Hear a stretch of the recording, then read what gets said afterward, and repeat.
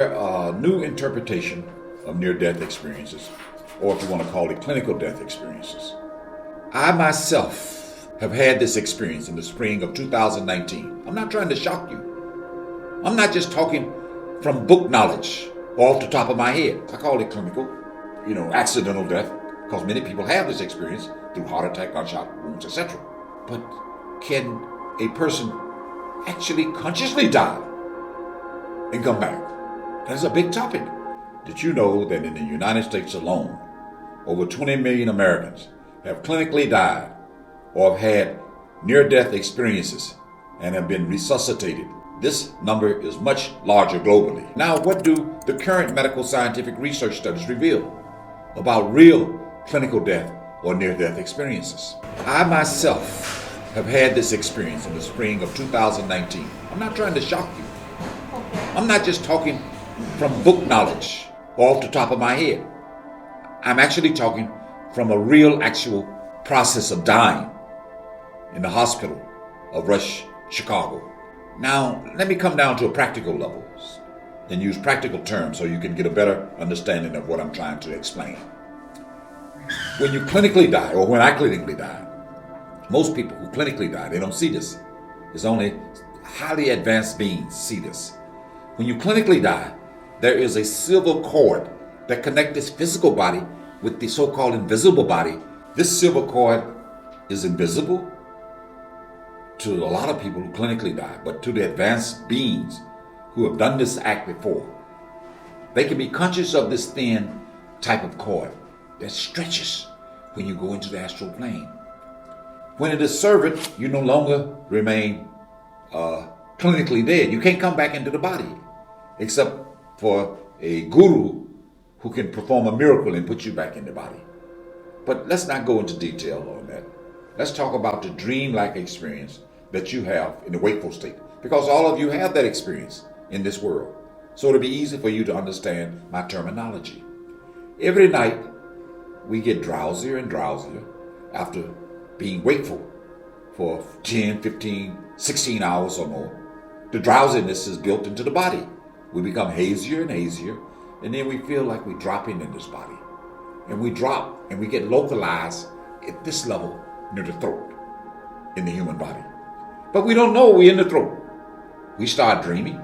We create time, space, skies, stars, cars, construction workers, streets, buildings, animals, all kinds of things. If a thought comes, a strong thought comes in the dream world that you're dreaming, that can trigger the collapse of the experience that you're having in the dream world, and you will find yourself suddenly waking up.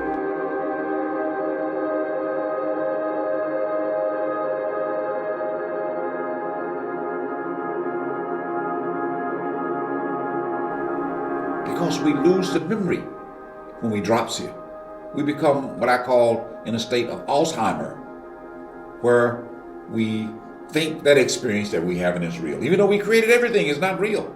But we only discover that upon awakening. Now, what happens when we rise from this throat level back to the wakeful state? We recall, without even opening up our eyes, without trying to pinch ourselves, that we are into the normal wakeful state of consciousness. And we can write off the dream, which many of us do, or we quickly let them disappear from consciousness. This memory of the physical world, of how old we are, how long we've been in this world, is what gives us the identification with this physical body. Now, when you're in the astral world and you wake up to a higher level of consciousness, or if you clinically die, or near-death experiences, which is what we're talking about, and if you go far enough in the astral world, you discover that you have an increasement in awareness as well as in your sensual perception. They get enhanced many folds. What can trigger these experiences? Let me give you a list. Now I'm talking about the experience of nearly dying or having an out-of-body experience. You can have a heart attack.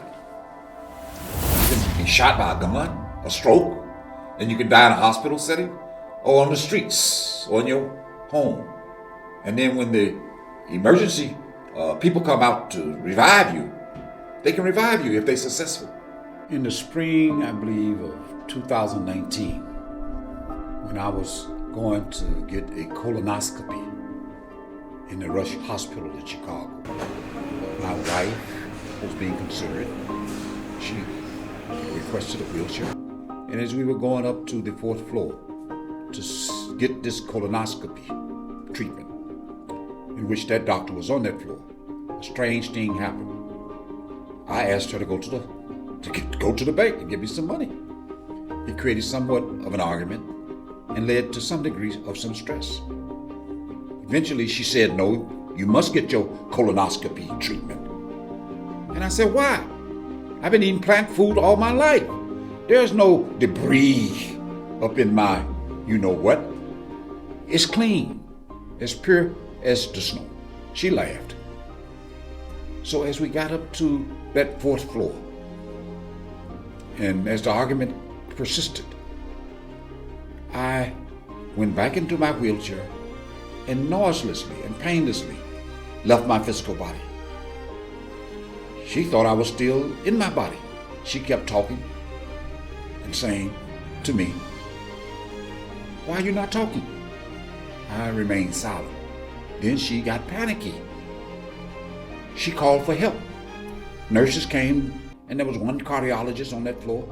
He came also, and they cut off my beautiful jacket, which I was watching. Just like in the movie Ghost, you can't feel these people. They can't see you. You're invisible. Watch that movie and you'll understand what I'm saying. Also, as they cut off my beautiful, expensive jacket, I watched them. And then they put this defibrillator on my chest to see if there was a pulse or if I was breathing. I was laughing all the time. I said, these people don't know that dying, if you practice it under the guidance of a guru, can be smooth and painless and even enjoyable. My guru, listening to me, laughed at this time and said, "Come on, let's fly." So we went rapidly through the roof of the hospital.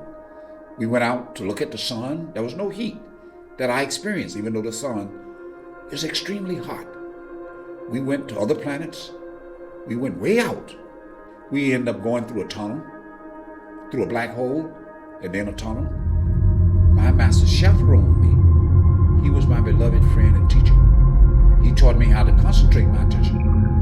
Nay, let me say, with his grace and mercy, he chaperoned me, and we flew together like an airplane at great speed, faster than the speed of light, and went into this wonderful and highly knowledgeable and loving region. And we ended up in the wonderful world of the astral plane. That world is extremely wonderful. As I said in the earlier talk, it's got huge planetary system. Everything is lit up.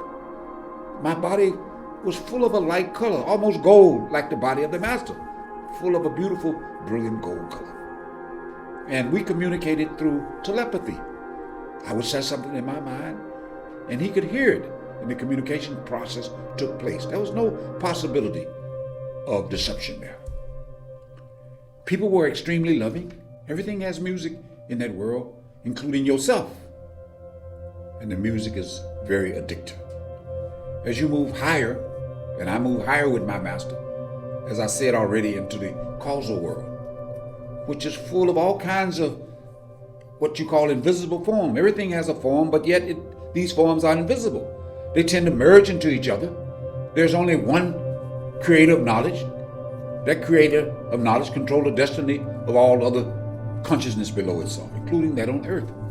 So, since I was lucky enough to receive this rare, important grace and love, my beloved teacher took me beyond that world, a world that I cannot use word to describe.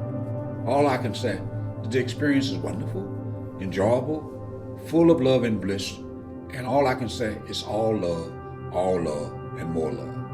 And as being there, we actually are one, even though the illusion of manyness exists there. Can a human being consciously control the process of dying while living and come back into his or her physical body while still alive? That's a very fascinating subject, and very few people, rare souls, have experienced this. There's a way to die without pain and to consciously control it. You don't have to have any trauma like the normal people have in this world, like gunshot wound, heart attacks, strokes, etc., or airplane crashes. You can die consciously through the regulation process of human attention and its concentration upon itself, right behind these two eyeballs in the head. When this happens, what happens to you? I'll tell you from experience what can happen to you.